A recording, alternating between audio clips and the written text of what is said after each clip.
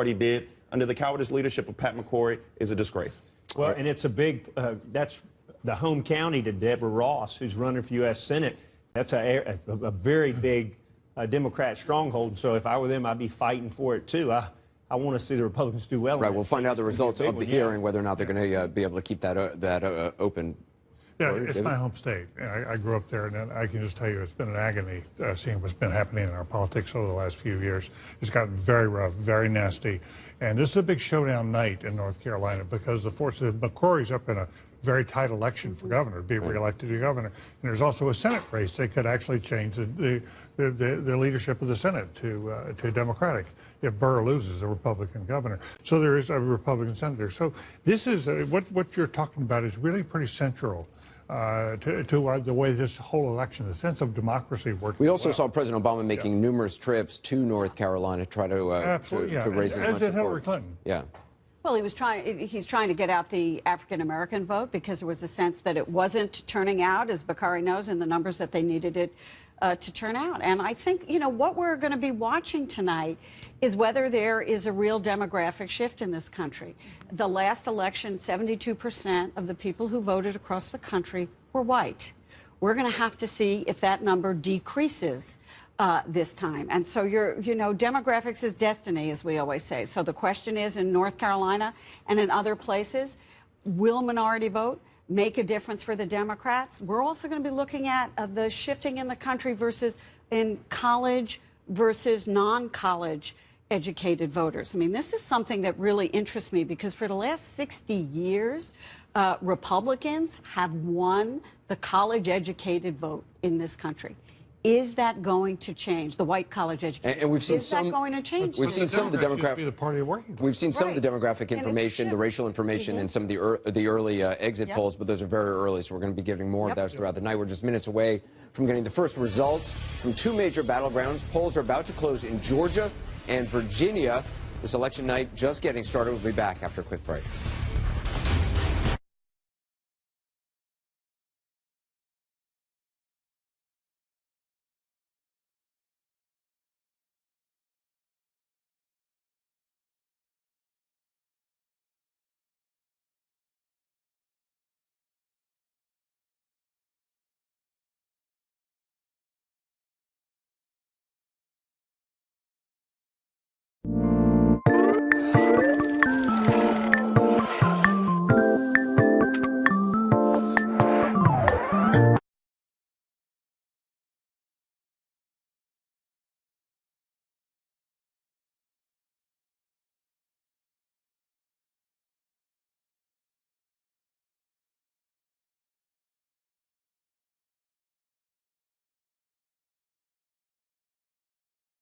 On the phone or with the Geico app. Everybody likes more. Geico. Expect great savings and a whole lot more. On the next Parts Unknown. Any excuse to come to Japan is a good one. The greatest sushi chef in America takes Tony back to where it all started. What was it like apprenticing here? Hard? Oh, man. A land of tradition, temptation. Ooh, look at that. You gotta eat quickly. And relaxation. I feel healthier already. Where's the beer? Ordained Parts Unknown. Sunday at 9.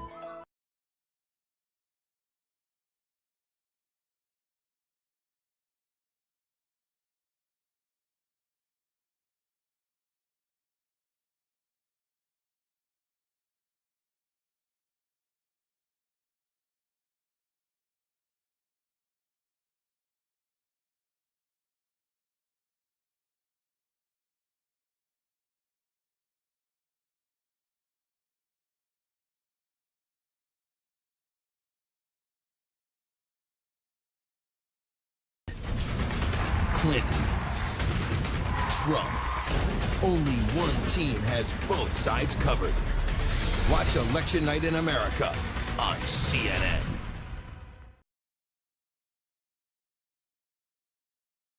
Demographic shift in this country. The last election, 72% of the people who voted across the country were white. We're going to have to see if that number decreases this time. And so demographics is destiny, as we always say. So the question is, in North Carolina and in other places, will minority vote make a difference for the Democrats. We're also going to be looking at the shifting in the country versus in college versus non-college educated voters. I mean, this is something that really interests me because for the last 60 years, Republicans have won the college-educated vote in this country.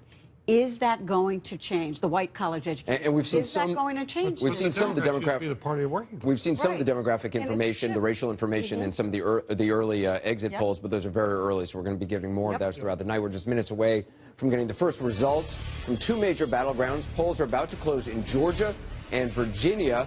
This election night just getting started. We'll be back after a quick break.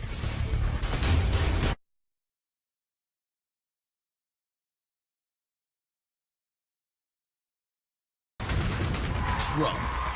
Only one team has both sides covered. Watch Election Night in America on CNN.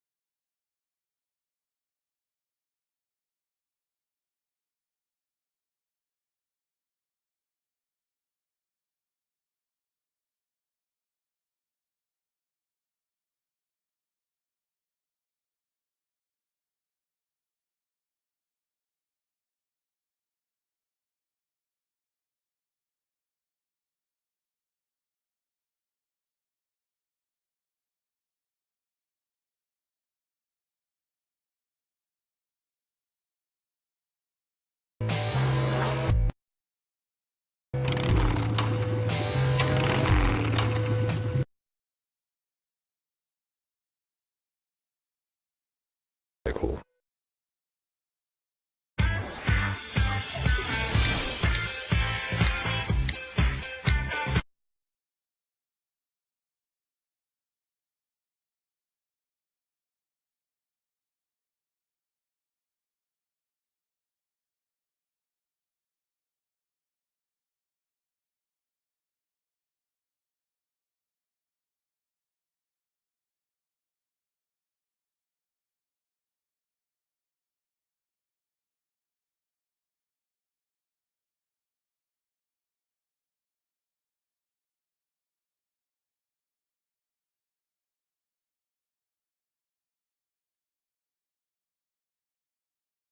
Want to win or not. In the heat of the election, catch up on the most cutthroat campaigns in American history. Watch every episode of Race for the White House, narrated by Kevin.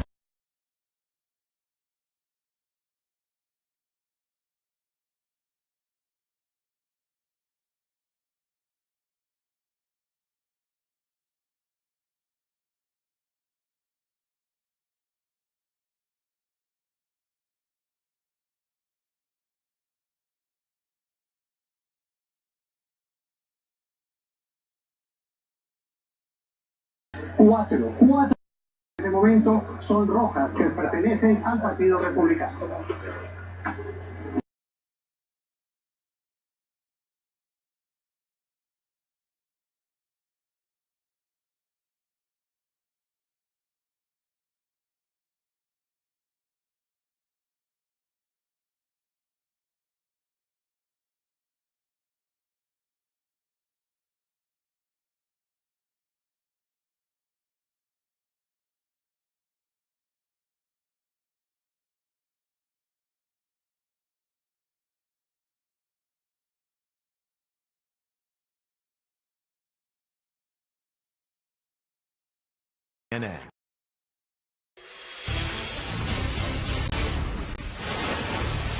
Welcome back. Right now, we have another key race alert. In Indiana right now, 2% of the vote is in. You see Donald Trump still maintains his significant lead, 22,500 plus over Hillary Clinton. 11 electoral votes at stake in Indiana early, but Trump has a significant lead in Indiana. Similarly, in Kentucky, 2% of the vote is in. He's at 68%. She's only at 28%. More than 16,000 vote lead for Donald Trump over Hillary Clinton. We're watching the presidential race very, very closely. We're also watching the balance of power in the U.S. Senate. Dana is taking a closer look at that. That's right. Well, let's take a look at the battle for control of the Senate. First, Democrats have 46 seats. Republicans have 54. That's the old balance of power. Tonight, 34 seats are at stake, and we're watching 9 key races. Republicans are defending 8 of those races. Democrats are defending 1.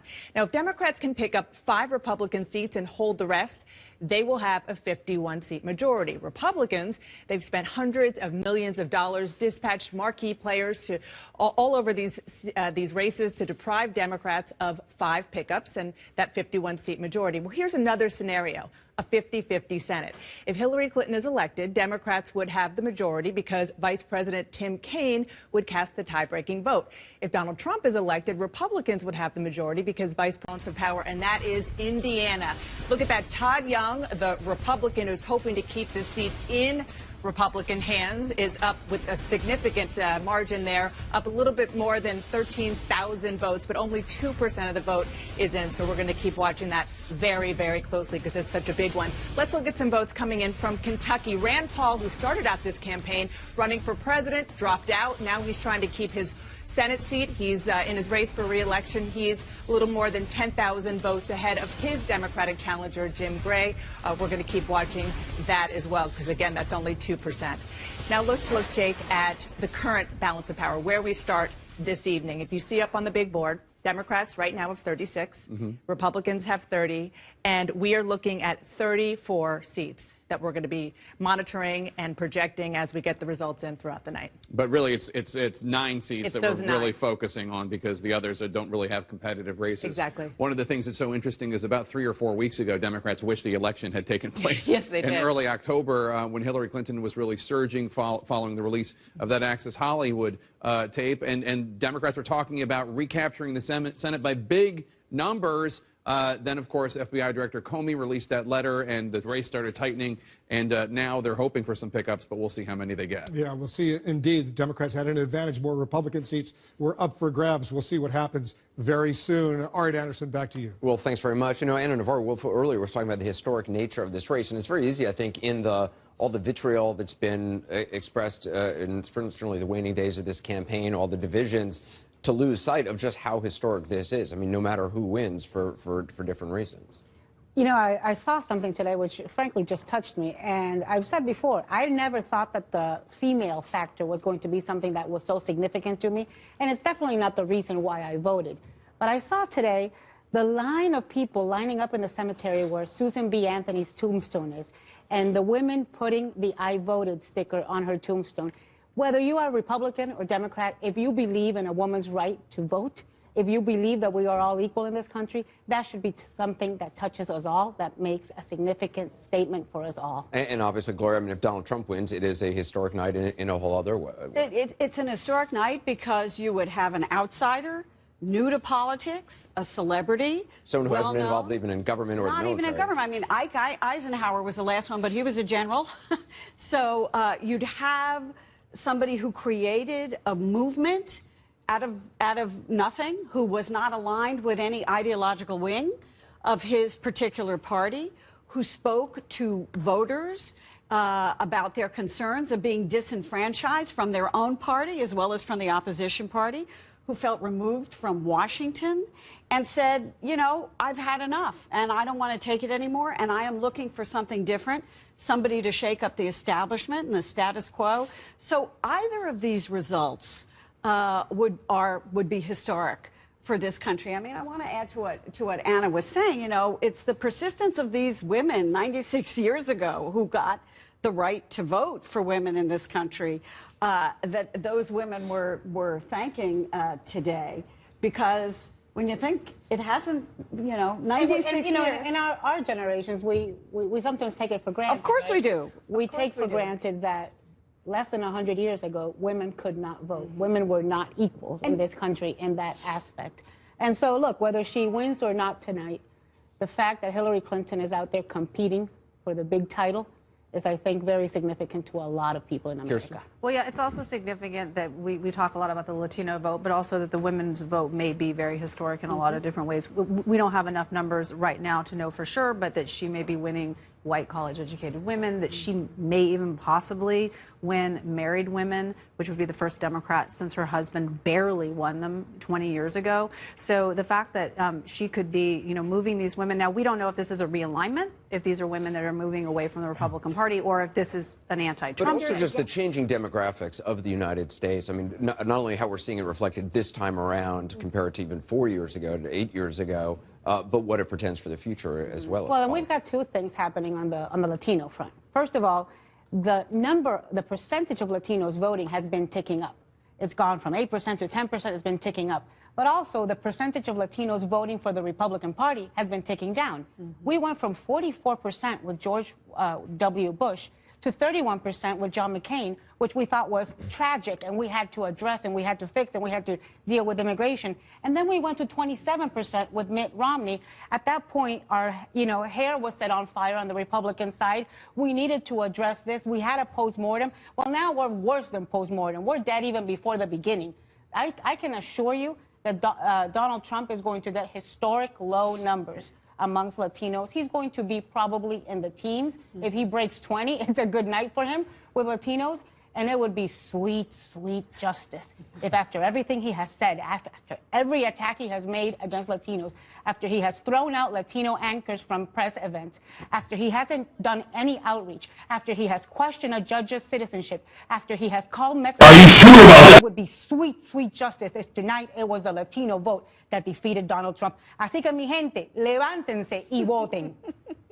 Ana Navarro, you're not a Trump supporter. No, I'm not. You know what I am? I'll tell you what I am. I am a college-educated Latina.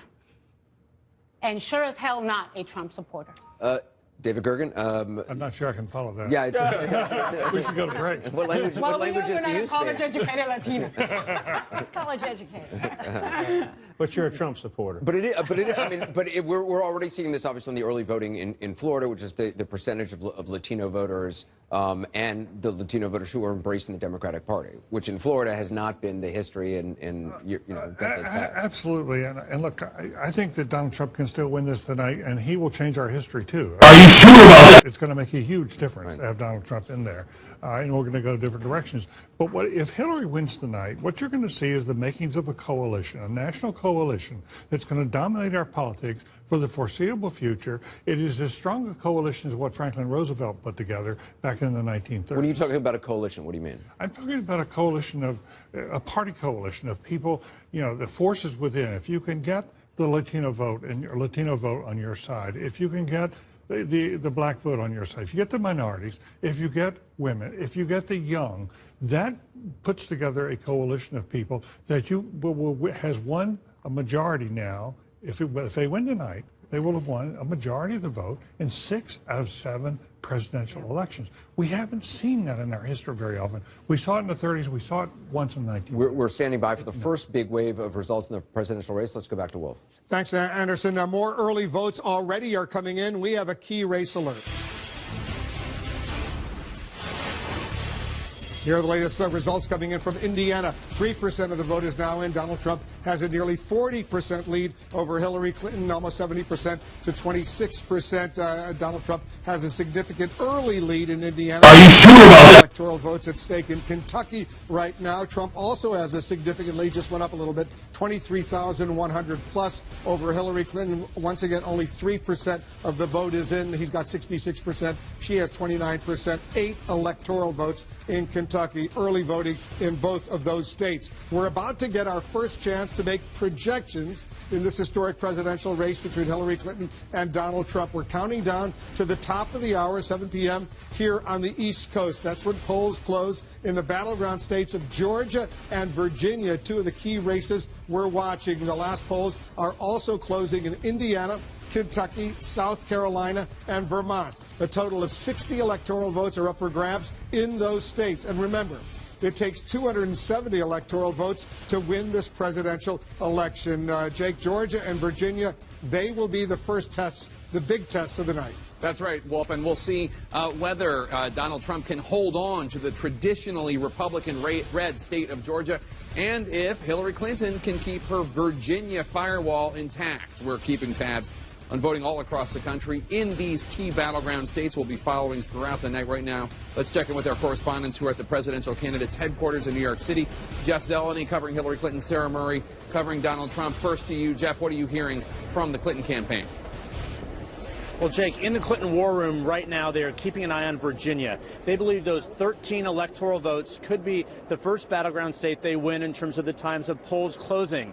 They're looking to the suburbs right outside Washington, D.C. They believe that the turnout there was strong throughout the day, particularly in Fairfax County, in Arlington County, a county where President Obama won by some 20 points in 2012. They believe that turnout was exceedingly good.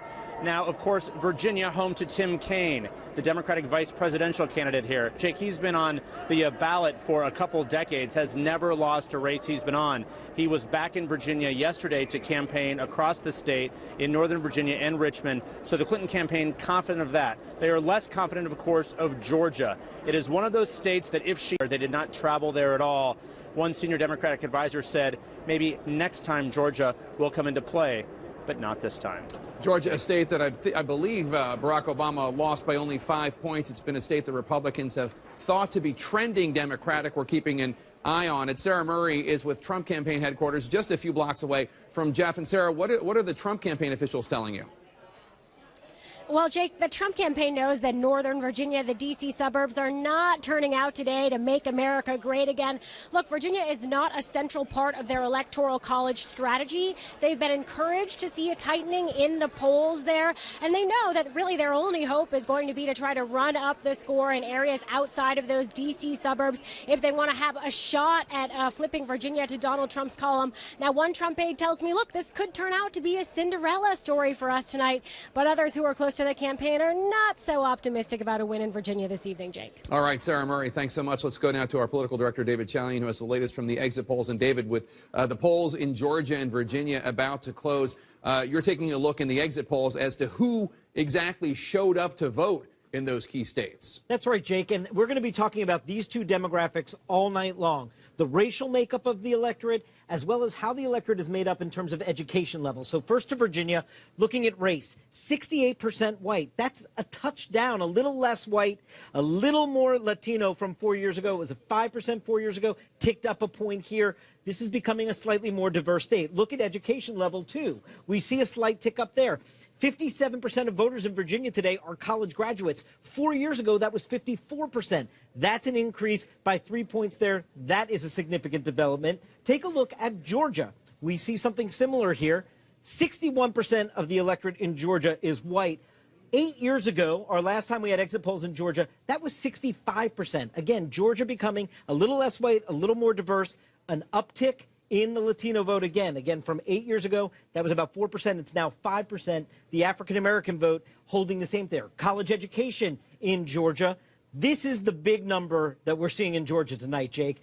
8 years ago, it was only about 43% college graduate. Here, it's 50%. That is an uptick of 7%. That's a huge increase of college graduates in Georgia. These electorates are changing, and as they do so, this is probably welcome news to Democrats looking to the future. Jake? All right, David, thank you so much. Voters in Georgia and Virginia a little less white as they went to the polls, at least according to these exit polls, and a little bit more educated. Democrats would be thrilled, Dana, if they won Georgia, although they're not necessarily expecting that. They are expecting Virginia.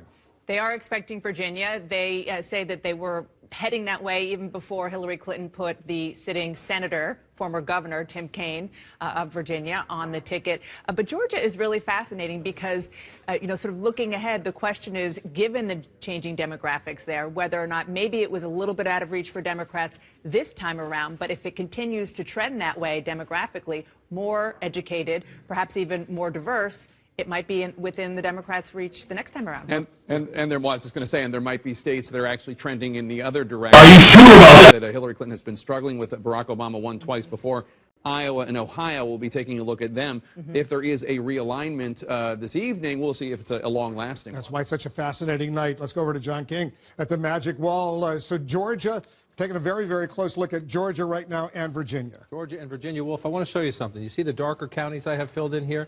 It's a new trick we're trying tonight in the wall. And it says all election long we've been talking about, will Hillary Clinton win a traditional Republican constituency? White, college-educated voters. These highlighted counties, these are counties that in 2012, the highest percentage demographic group to vote in these counties were college-educated. So this is one of the things by about 6 points. We know it's going to be a key battleground within the battleground, absolutely critical to Hillary Clinton's chances in places like Virginia, North Carolina, Pennsylvania, out in the Philadelphia suburbs. So it's one of the things we're going to watch. Let's turn this off now and come back and just look at the map as we go. 2016, we'll come up here, turn the key off. Now we're going to wait. In Virginia, what are we going to look for? Let me turn this. It doesn't want to go off. Well, let's go back and look at, 2012 and come back in here and bring it in. These, again, this is the county we look at here. I want to turn this key off. There we go. So what are we going to look for here? Number one, the key for Donald Trump tonight, and this will be a good clue. We expect, if you believe the late North Carolina, and we move down. And again, talked about this a little bit earlier. Out here, Donald Trump needs to run it up. Smaller rural communities, not a lot of population, but he needs to run up the vote count out here in places like this, even if he loses Virginia, to offset close-in suburbs. What about Georgia? Close-in suburbs like this. Georgia is one of those states, each party has its state. For Republicans, it's been Pennsylvania. Every cycle they say, we're going to finally get Pennsylvania, and they come up short. Georgia is one the Democrats think we're going to get it because their strength has been in the Sun Belt states. We're waiting for this to fill in next hour. Increasingly, in diverse states in the Sun Belt, Democrats are doing better. They keep maybe Arizona. They're going to make a run this time. Most Democrats think they'll come up short. So what are you going to look for in Georgia? Number one, you're going to look here, African-American turnout in the Atlanta area, some other areas. Let's go back in history and look at it. You see, you have the blue areas here. To have any chance, it has to be off-the-charts turnout in the Atlanta metropolitan area, African-Americans, and then in the close-in suburbs. Again, close presidential elections and close swing states are generally won in the suburbs. That is where Secretary Clinton has had an advantage because of suburban women, college-educated women. We'll watch as this one plays out. Again, I think Georgia is something that Democrats, they've seen some polls showing them very close, so they've engaged the operation down there. But it's very hard for them to win that state. We'll watch it. Again, sometimes Virginia and Georgia in the 7 o'clock hour, it's not even so much who's winning. If Georgia's very competitive, Wolf, it tells us something about Secretary Clinton's in play. We're about to get some of our first big clues. We're about to get our first big clues indeed. Georgia and Virginia, Georgia State, as we've been pointing out, the Democrats have sought for a long time. They think they have a shot. Not all that optimistic. Virginia, they really, really need Virginia right now. The Democratic vice presidential candidate, he is from Virginia. They think they have a very good shot. Let's get ready. And we have our first projections of the night. Take a look at this. Donald Trump, we project, will win in Kentucky with its 8 electoral votes. Donald Trump wins in Kentucky. Donald Trump also wins in Indiana with its 11 electoral votes. His running mate's home state. Both wins, Kentucky and Indiana for Donald Trump. We have more projections right now. We project that Hillary Clinton is the winner in Vermont. 3 electoral votes, Vermont. Hillary Clinton is the winner in Vermont, Bernie Sanders' home state. We have a key race alert right now. Too early to call in Georgia with its 16 electoral votes. We cannot make a projection yet. Too early to call in Virginia with its 13 electoral votes. We cannot make a projection yet. And too early to call in South Carolina right now. 9 electoral votes at stake. Too early to call in that state as well. Let's take a look at the electoral college count right now, the vote where it stands right now. You see Donald Trump takes a very early lead with 19 electoral votes. Hillary Clinton has 3. You need 270. You need 270 to win the presidency. You see the colors there on the map. The red states, those are states that go to Donald Trump. That blue state, Vermont, up in the Northeast, that goes to Hillary Clinton. The yellow states, those are states we cannot yet make a projection. Too early to call right there. Let's go over to Jake. Jake, the action in Virginia and Georgia is going to be intense. Although I have to say, Virginia, really, of all the states on the map, Virginia is really the one that we're all keeping an eye on because Hillary Clinton and her team have not really factored Georgia in, and nor have they really gone in and made a play for it. Virginia, if they don't win Virginia, that's going to be a real problem for them. That is one of the states they are absolutely relying upon. So we're going to be watching the results out of Virginia all night very closely. I totally agree. And just to add to that, on the flip side, Republicans have privately thought that Virginia had been gone for some time. They're expecting to lose Virginia going into this, but they also say that in the past couple of election cycles, it has broken late. There's been a late surge for Republicans. Not enough, though. All right, let's go to David Chalian right now, who is our political editor. He's looking at exit polls. David, what are you seeing out of Virginia and Georgia? We're taking a look first in Virginia at the quality in the candidates that voters were looking for. Now that polls have closed, we can look at how they're splitting, Jake. Take a look here.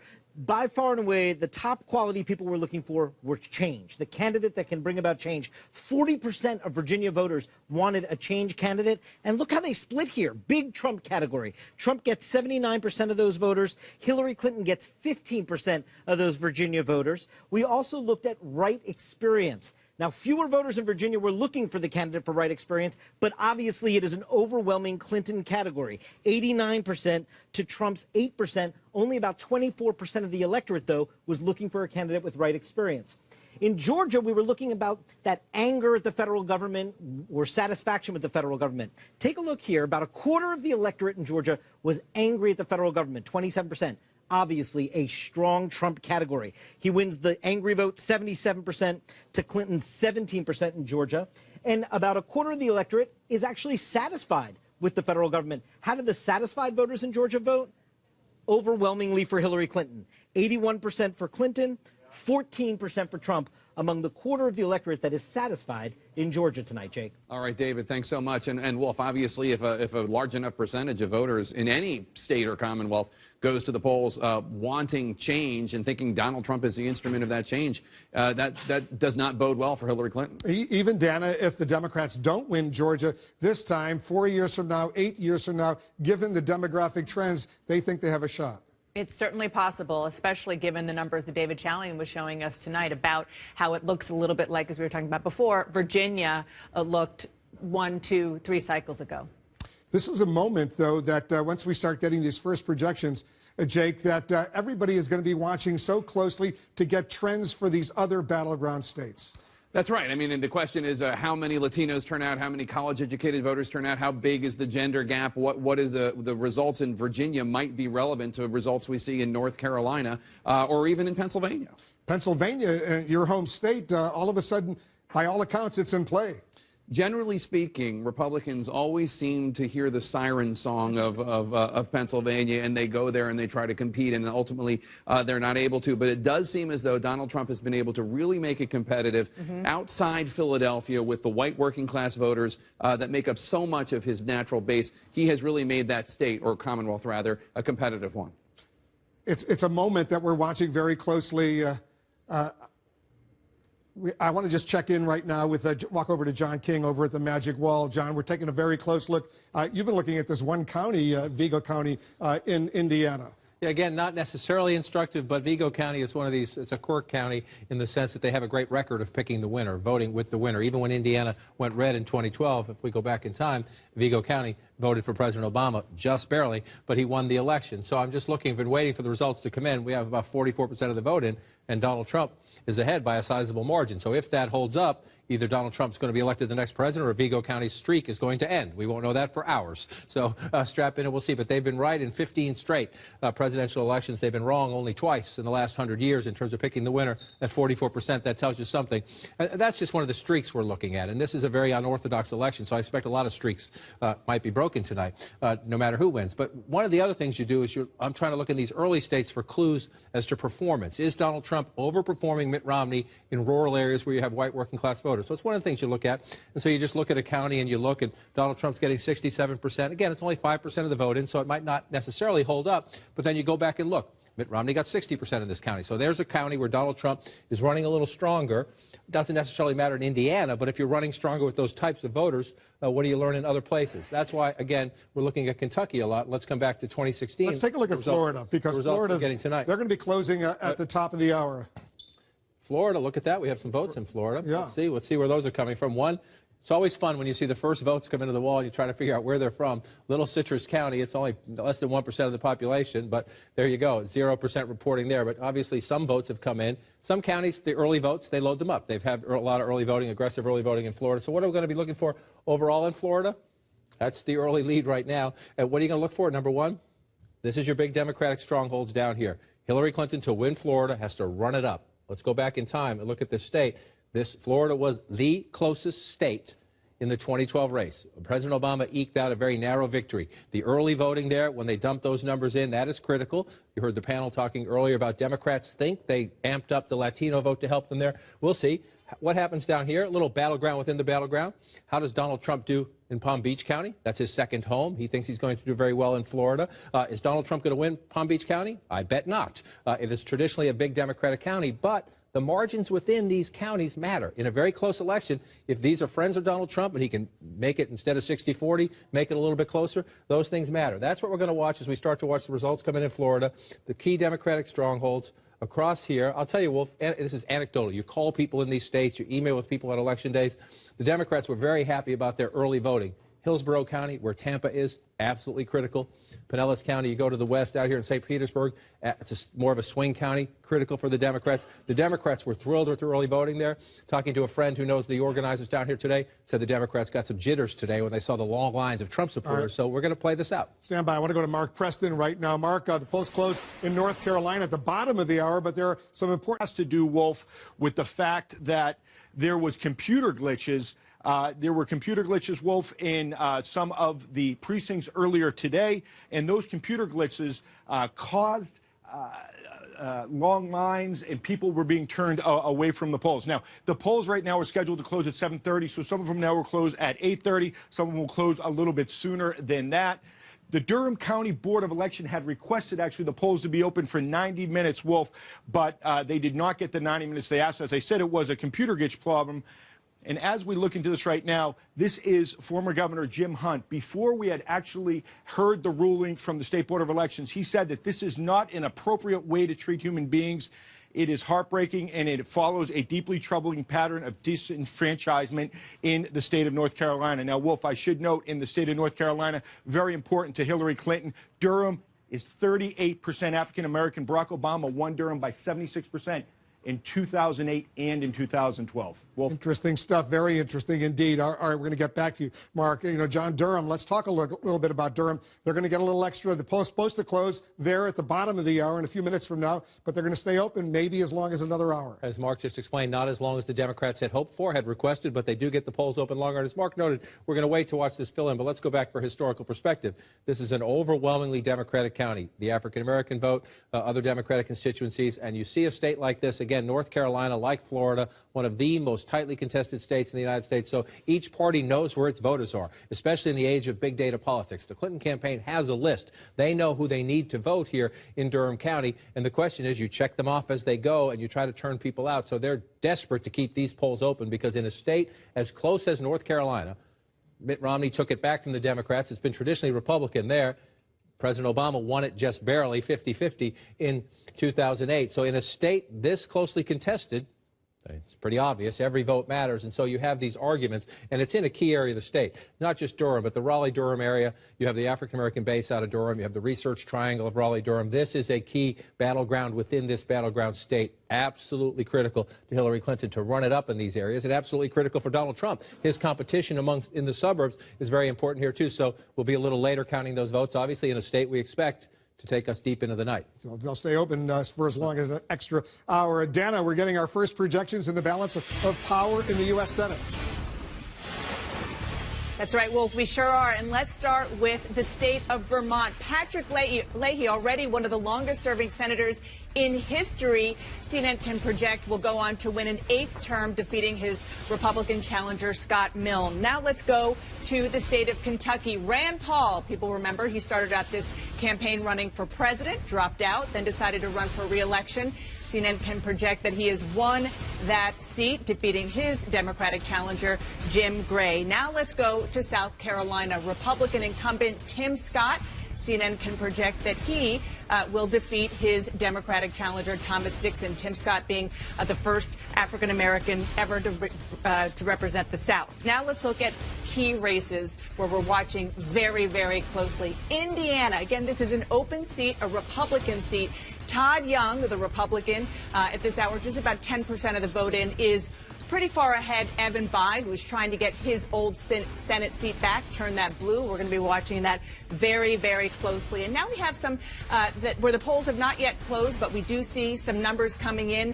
Marco Rubio, who is running for re-election, is up pretty significantly, but you see only 2% of the vote there. He's up by more than 60,000 votes. We're going to watch that very, very closely. And then another marquee race. This could determine whether or not Republicans keep the Senate in balance of power at this hour. Jake, you see there on the big board, 37 right now for Democrats, 32 for Republicans, and 31 of the races that we're watching still not yet called. So, you know, some of the ones that we just called were not big surprises, but still important for the one Democrat and two Republicans to get in their column.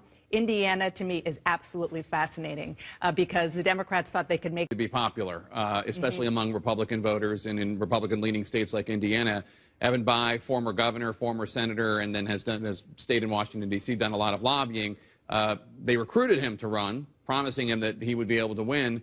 We'll see what happens. It looks like it's much tougher than he banked on. A lot tougher, and they thought he could win because his name has been sort of the political gold standard there, but maybe not in 2016. Not just his name, of course, his father, Birch Bayh, a popular senator as well. He's very well known in that state. We have a key race alert right now.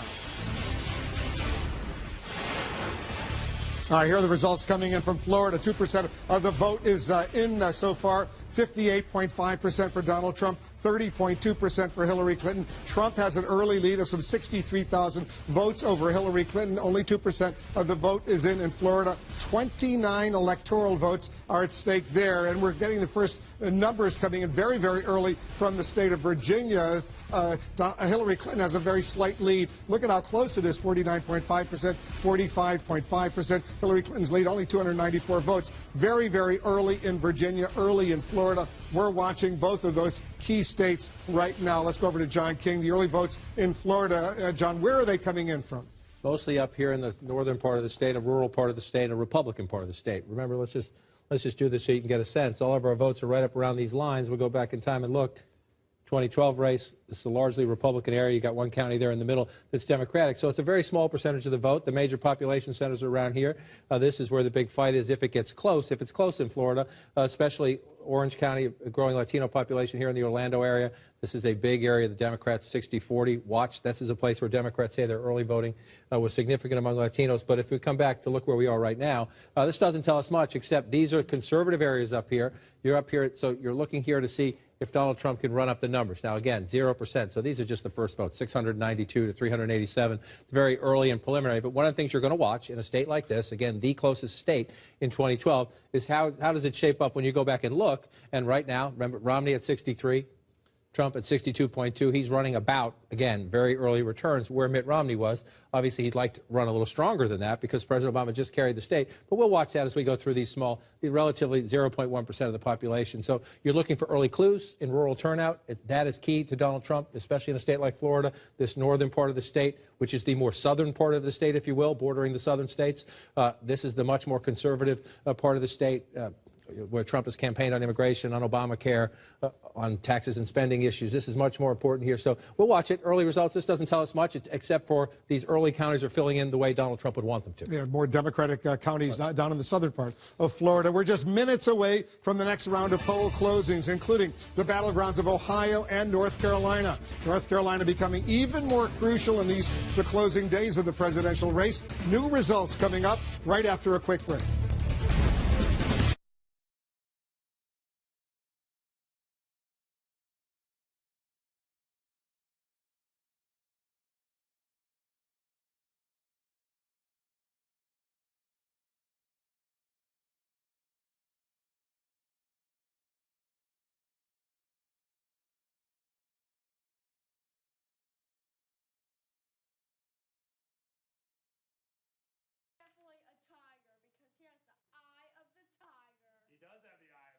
Are you sure about that?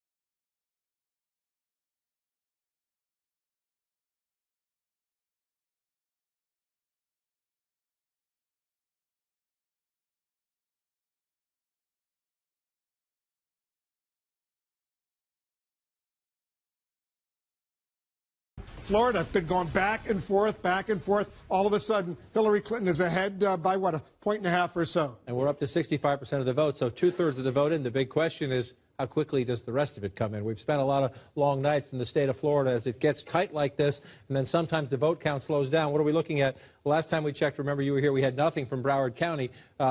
That still says 0%, so it's the early votes dumped in. We'll get more later, but 70% to 28%. Again, you go back in time just to compare it up. That's at 67% for President Obama, almost 70% for Secretary Clinton, so she's running a little ahead percentage-wise so far in Broward County. If you pull it out, I hate to say it, but this map is filling in a lot like 2012. Look at the map. Let's just show Democratic votes here, Democratic votes in the population centers here, a lot of Republican votes across the top here. That's this year. Let's go back in time. Democratic votes here, Democratic votes across here, mostly Republican up here. It was 50 to 49 4 years ago. Get ready. We're at 48.9 to 48.2 as we go through this year. So it's fascinating to watch. And you just start to go through some of the population centers. Orange County is Orlando, the 62% for Secretary Clinton. Then you move out to the west here, the Tampa, the Hillsborough County. This one's a bit closer, 53 to 43. 10 points there. Look at this. 7 points there. So she's running a little bit ahead in Hillsborough County of where President Obama was. But then you move out here to Pinellas County, and you got 49.8% to 46% here as you go out and you look at it here. So it's just remarkably tight as we go through. Both of them over 3 million votes, now up to 71%. So the vote count's coming in very quickly in Florida tonight, Wolf. Hillary Clinton now with a bit of that's the biggest lead we've seen in the state so far. But, Wolf, I'll put the emphasis on so far.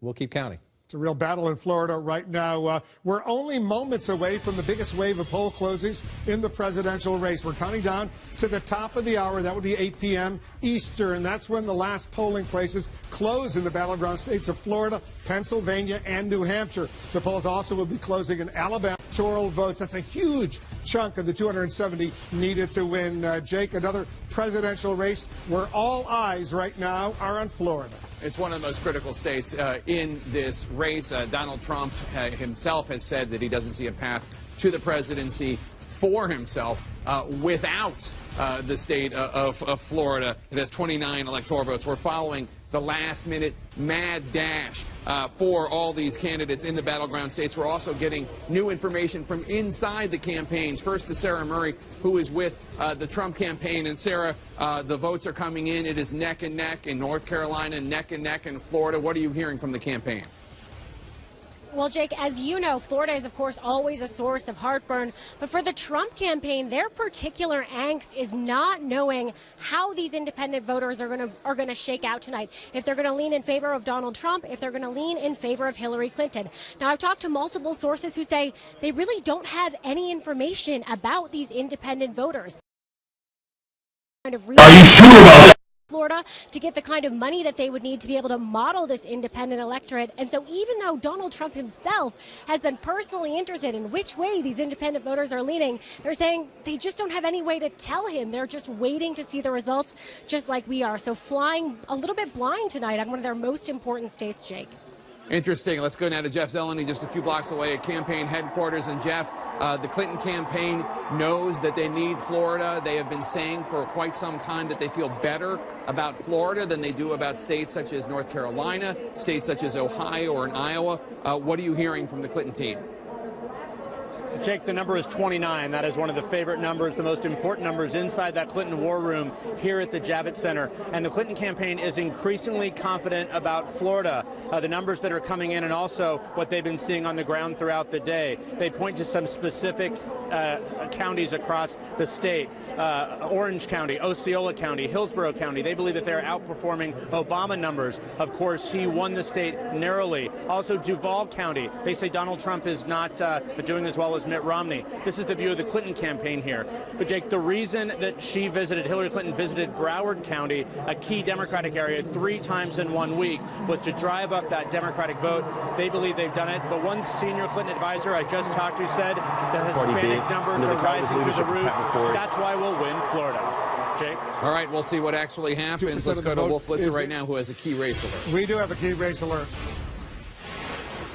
Hillary Clinton has now taken the lead in Florida and North Carolina. Let's take a look at Florida first. 72% of the vote in. That's a big chunk of the vote. Hillary Clinton is now ahead by an impressive almost 172,000 votes over Donald Trump. 49.9%, 47.3%, 29 electoral votes. All the polling in Florida closes at the top of the hour. But 72% is in. She's got 171,000 lead right now over Donald Trump. And look at this. In North Carolina, 28% of the vote is in. She is ahead by 21, almost 22,000 votes over Donald Trump right now, 49.7% to 48%. Donald Trump slightly behind Hillary Clinton in North Carolina. He's also behind in Florida. Let's go over to John King at the Magic Wall. You're looking at North Carolina and Florida right now. I think we're going to spend a lot of time on that tonight. North Carolina, Florida, North Carolina. Other states matter too, but especially when you're looking at, does Donald Trump have a path, a comeback path to 270 electoral votes? Florida and North Carolina factor huge. It's almost impossible to get him there without Florida. You can have a variation without North Carolina, but it's a little bit pie in the sky. So let's look at Florida. 49.8 to 47.4. Significantly, the votes come in pretty quick. 72%. We'll see how quickly it comes in from here. But when you look at this map, Wolf, not to sound like I have 70% there. Miami-Dade County, 64% there. She has to be very happy with these. The question is, what are the, as the vote totals come in, do they match up to what she needs to offset? Donald Trump is doing what the Republican needs to do, especially areas like this. You pull up Collier County. This is where Naples is. He's running at 61%. Let's go back in time just for a check. 65%, so a little bit under Romney there. We still don't have a lot of the votes here, though. We'll keep an eye on these things as we go through. If you come up here, Jeff Zeleny was just talking about the Clinton campaign.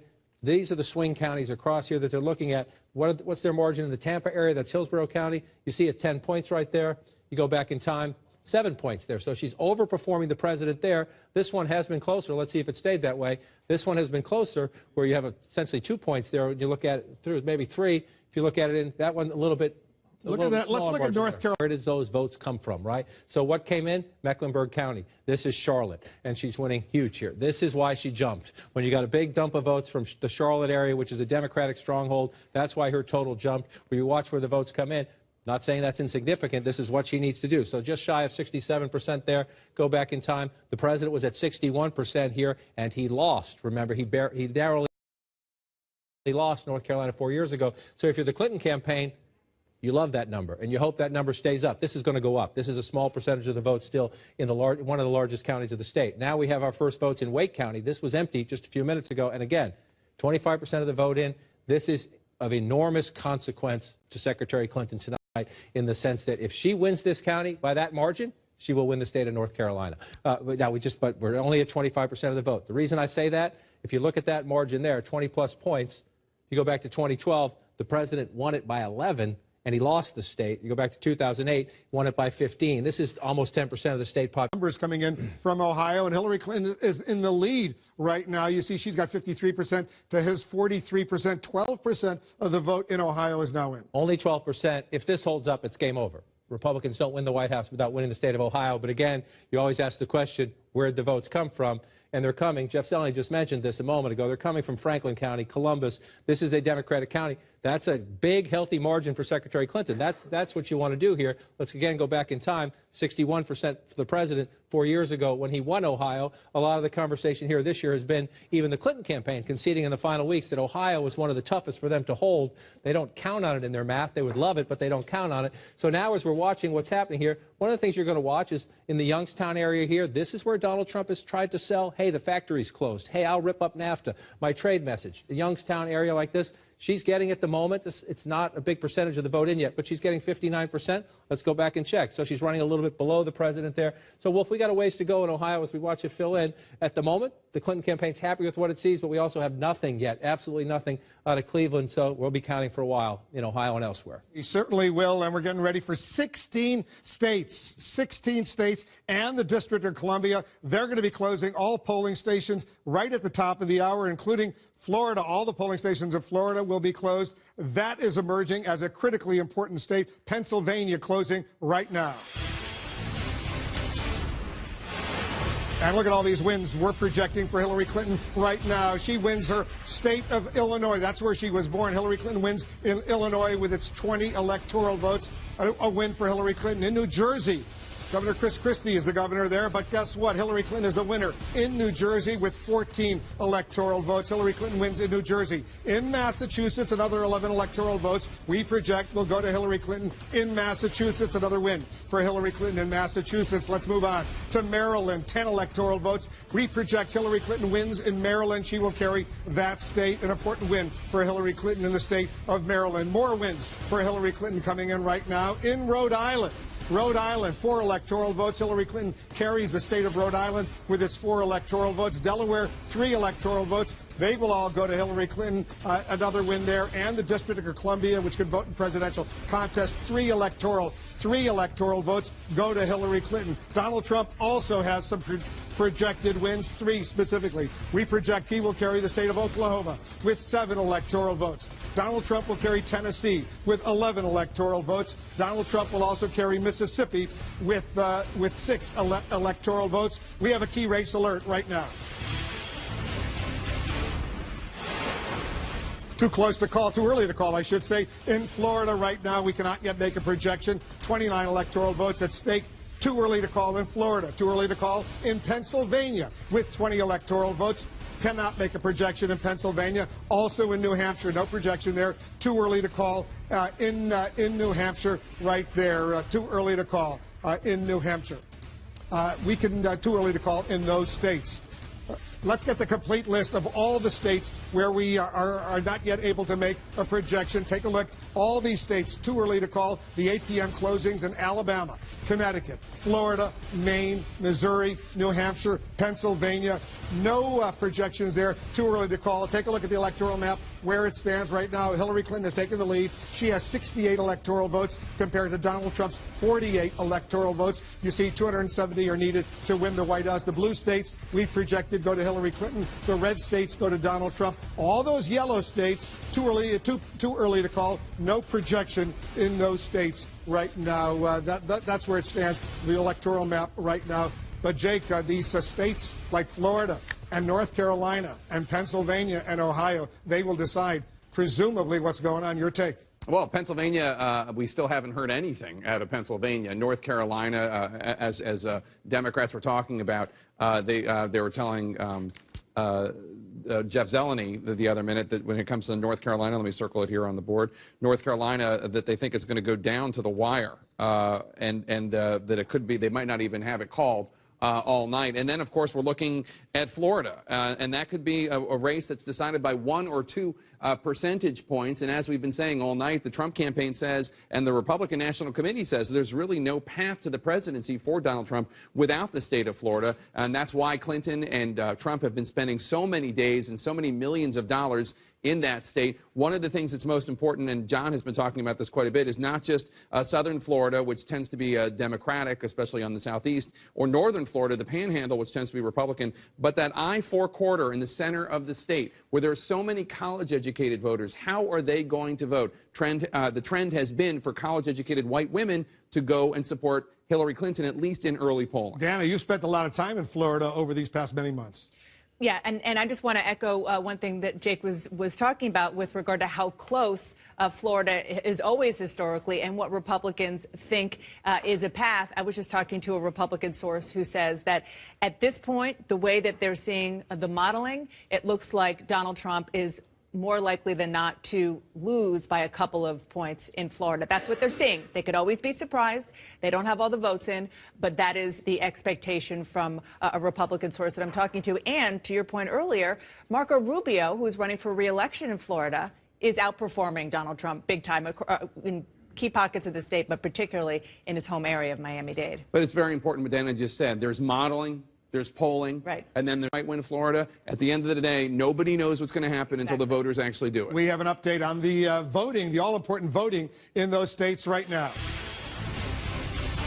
All right, let's take a look at Florida first. You see Hillary Clinton. She has an almost 80,000 vote lead over Donald Trump with 77% of the vote in, 29 electoral votes at stake. Still close. 49.1% for Hillary Clinton, 48% for Donald Trump, but she has a lead. She also has a lead with almost half of the vote in North Carolina, 185,000 plus vote lead over Donald Trump, 52.8% for Hillary Clinton, 44.8% for Donald Trump, 172,000 vote lead. Now it just changed, 15 electoral votes at stake in North Carolina. In Ohio, a quarter of the vote is now in. Hillary Clinton has had in Ohio as well, 137,000 vote lead over Donald Trump, 53.3% to 43.2%. 26% of the vote is now in, just changed. Her lead has gone up to 153,000, 18 electoral votes at stake in Ohio. Let's go over to John King at the Magic Wall. These three states will make a major decision.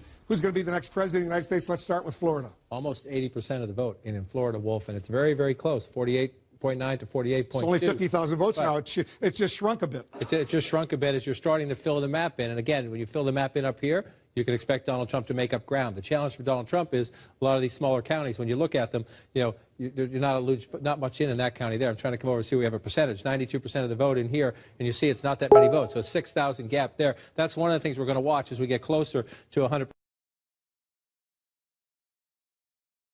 of the vote in is what's missing. And if it's the smaller counties, there's only so much math you can make up. But let's look at the state as we go through it right now. This is going down to the wire in a nail biter. Osceola County, it's only 1.4% of the state population, but it's in that important I-4 corridor. Jake was just talking about, Jeff Zeleny mentioned earlier, the Clinton people, in the age of big data, you know what you need. You know how many registered voters are. You have an expectation of turnout, and you run these computer models, and you run your list, and you turn out your voters. And if you get to a number where you're happy, you see 63% there. Let's go back in time, 62%. If you're the Clinton campaign, if you're outperforming President Obama, you think that's enough. Now, Donald Trump is a very unorthodox candidate. Is he going to drive up turnout in these Republican areas? Is the counterbalance to that. But if you're the Clinton campaign, you want to get your Democrats out. And in most of the places, they are doing that. 53% for the president there 4 years ago.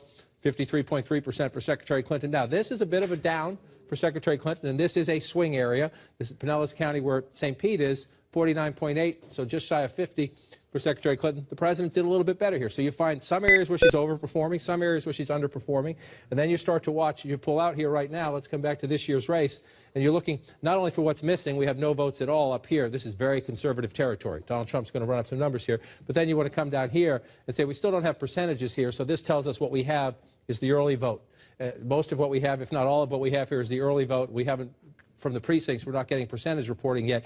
And that's a big factor in the sense that what this tells us, we don't know how many, because early voting has become so important, but it tells us there are more votes down here, which is good news for Secretary Clinton. North Carolina, Hillary Clinton has a lead there in North Carolina as well. Half the vote in North Carolina is now in, John. And, right. And as I pull it out, I just want to tell our viewers as we go through the night like this, when you see me go to the national map, because it's shaded doesn't mean it's over there. That's leading. On this map, it's live data feed. So you'll see states switch back and forth. Just a moment ago, Hillary Clinton was leading in Alabama, and Alabama 51% of the vote in North Carolina now in. Right. She has a lead, 51.9% to 45.7% in North Carolina. And so now you start looking. When you get above the halfway mark, then you start looking at your major population centers, how much of the vote is in. Is it tracking throughout the night repeatedly?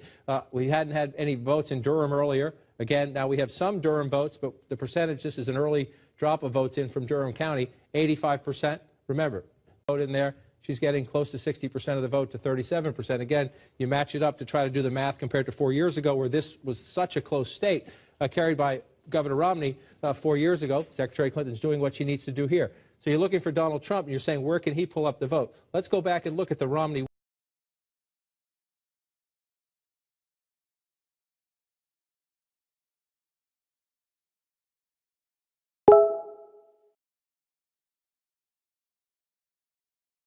win, and you see all this red down here, right? So Donald Trump needs to run it up along the coast all the way down. Let's come back in it here. Mitt Romney carried here, New Hanover County, 2% of the state population. This is where Melania Trump introduced Donald Trump the other day. He had an airport rally here. Smart campaigns know where you got to win, but at the moment, it's the tiniest of margins. But if this county stays blue, that's a sign the Clinton campaign is not only holding the Democratic areas, but encroaching and taking a few votes. And again, this is what the big vote swing came here in Mecklenburg County. She's at 66%, but we still have that's a low vote total for what's almost 10% of the state population. So we still have more votes to come here. So if you're the Clinton campaign at 53%, You're looking at this, you know it's going to go late, but with what's still out there, you're encouraged at the moment. But we have a lot of these smaller areas, and it's 2,000 here, 500 here, maybe 2,000 there. There's still some potential out there for Donald Trump as the rural areas fill in. Yeah, I mean, she's ahead by about 150,000 votes with 53% of the vote in. That's significant. It is significant because it gets harder. Donald Trump, again, in the big population centers, Hillary Clinton is winning, and she's winning by some pretty lopsided margins so far. So for Donald Trump, number one, shrink the margins in these major population centers. As the later vote comes in, you're hoping they're coming in maybe from, this is for the city, you're hoping they come in from the suburban areas, the farther out areas, and you run up the vote a little bit. Number two, in the smaller rural areas that are still out, Donald Trump has to hope for very healthy margins. And you go through some of these, you see what I'm talking about. Only 5% of the vote in Stokes County, he's getting 73%. So, it's a couple thousand votes here. We have no votes over here yet. So it's out there, but if she keeps running up impressive numbers in the big population centers, simple math, it gets you over the top because the Democrats are winning where more people live. It's, again, arithmetic in the end. But at the moment, that's a healthy lead. You're 53% of the vote in North Carolina. The question is, how fast is the And they're keeping the polls open in Durham at least an extra hour because there were some problems there. Let's take a look at Ohio. Blue at the moment, if that one stays blue at the end of the night, if we can call it. Remember, it was the day after in 2004. By the way, I want to show our viewers Texas. We showed it's blue. That's only because the votes that have been released so far, they haven't closed the votes there. But she's leading right now in Texas, but barely. But that doesn't necessarily mean much. Barely because it's San Antonio. Yeah. You have one place report early. Again, watch us throughout the night. Remember, we haven't called these races. We have different maps and different graphics. If you're looking at this, you're looking at a live data feed. Same for Ohio. We haven't called New Hampshire yet. It's blue at the moment. But Ohio, excuse me, if Ohio stays blue, Hillary Clinton is the next president of the United States. That's simple. But we're early. We're only up to 27% of the vote there. And you see that looks like a big swing, but you don't know what's out. So you go through this. At the moment, we did not have any votes out of the Cleveland area, Cuyahoga County, earlier. And this is 32% of the vote, 68-29 if rounded up, 69-30. So it's a matching. Right now, it's a matching 2012. This state ended 2012 with a narrow Obama victory. President Obama carried Ohio twice. Carried Ohio twice. And so if you're the Clinton campaign, you like these numbers, you're waiting to see. Another key place to look is down here. Hamilton County used to be Republican. Used to be a Republican area. The Democrats have made up a lot of ground here in recent years.